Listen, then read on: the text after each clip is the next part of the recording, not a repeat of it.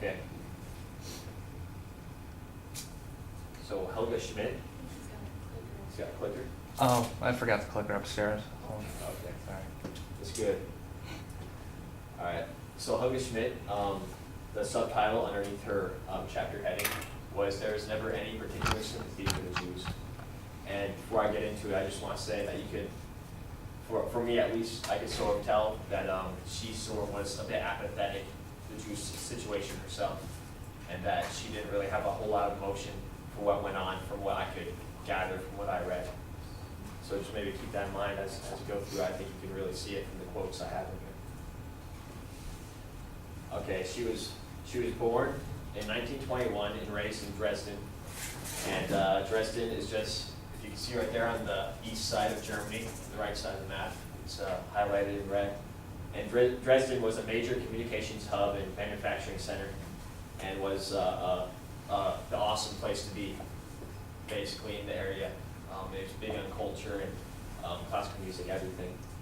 So it was a hit place. And one of the first questions that the interviewer asked her was about Hitler's popularity within Dresden. And this is just a quote from her. "I was only 12 years old at the time Hitler came to power, and at that age you don't pick up as much as an adult. But I would say that people took a wait-and-see attitude. They were curious, but also full of expectations. Is what he has promised really the case?" And then, before I get into that, no, I'll move on to this. All right. Do you know anything about the negative aspects of the Hitler era? And I thought this was a really interesting story. So among our relatives, we had one who was a convinced communist. Whenever we got together, there was always an argument. He was actually the only active communist in the family, while the other relatives, like my father, were mostly social democrats. Still, my father did not display his opposition openly.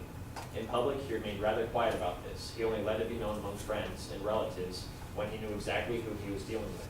And we already knew at the time that a good number of people had already been picked up who had shown themselves in public to have been active communists or active social democrats. And so I was going to preface this beforehand, but I thought about putting a lot of this just in my own words, but I think using her exact quotes, you really get a better picture of what's going on. And I will be using a lot of my own words too. And that directly, I think, leads into this one, which they're connected a lot. Were there people in your building who you could not trust? And she talks about there was a disabled soldier who lives completely off government benefits, and he was a World War I soldier, and he was completely loyal to the government as far as she knew. And then she said, then we had one fellow in our building who belonged to the SA. And she basically said that everybody was weary around these two, and nobody really talked as freely around these two. But they weren't, that didn't mean that they were concerned about being arrested or anything. They just were being cautious around these two. So I think that's interesting. Even though these two were in their building, they still weren't afraid of being arrested, but they were still weary just in case. Then, were you aware of the discrimination and persecution of the Jews? This is in the area where we lived, here in Leptau, near the Freiburger Strasse and St. Antonia Strasse. There weren't any Jews. There were, however, Jews at school. I went to school with a Jewish girl. She was highly intelligent, pretty as a picture. She never let herself get mad. From the start, she kind of set the tone in class. One time during a physical fitness period, when we had to let ourselves be timed with a stopwatch, she got angry with the teacher for some reason and said, "Let's all run really slow and make him mad." And we all did too. We had friends in school. She was good-natured. She was only protective about her private life. She never spoke about private matters. She never told us about her family life. I don't know any details about what happened to her later. And then Crystal Nacht in Dresden, this is where you can really get to feel how she was really apathetic toward the situation of the Jews, and how she didn't really, I guess, feel a whole lot or feel any connection with them at all. So did they know about Crystal Nacht? And they said yes, and they definitely knew. She did not experience it firsthand. She didn't see any of it happen, but she heard that the synagogue had been burned down, and that she saw all the storefronts the next day and all the glass on the ground, and said, what did the Germans in general say about it? One tolerated the Jews. One let them live. There was never any particular sympathy for the Jews, but to directly label them as our enemies and exploiters, that came from Hitler. And before, so I have an ellipses there, before that,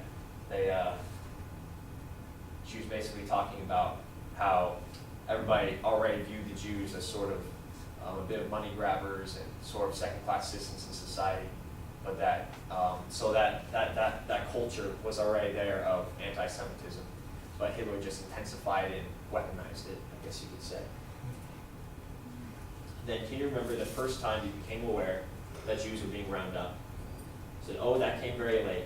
It was toward the end of the war that we found out about that. I can't say exactly when that was. You had not personally experienced it. You didn't know anybody. It was only talked about. We did experience one thing, though. A half-Jewish woman lived in my in-laws' building. She was married to a German. She didn't receive her food ration cards from her distributor. She had to pick them up at a certain office. Her mother lived with her. I don't know what was going on with the food ration cards. Her mother stayed there for the rest of her life. She was already old. They didn't take her away. She died at her daughter's place.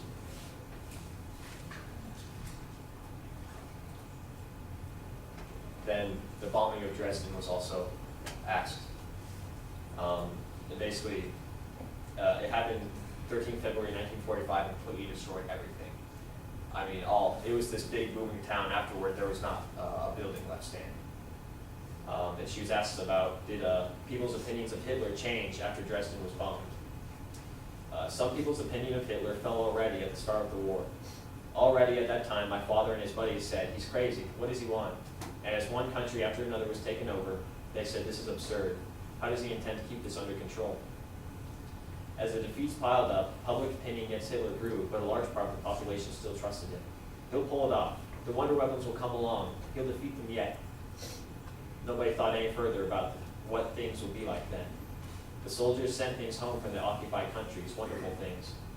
And that had helped the people in their duress. We had practically nothing left to eat and nothing to put on.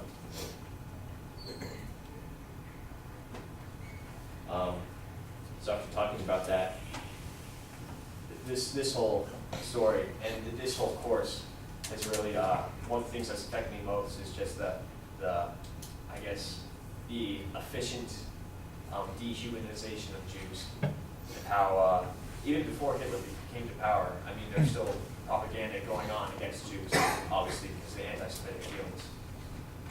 But it just amazes me that someone like Helga Schmidt could view Jews as so much lower than anyone else that she doesn't really, when she talks about it, she's just like, oh yeah, I knew this girl, this happened, but she doesn't really feel any connection toward their suffering or toward millions of them being slaughtered.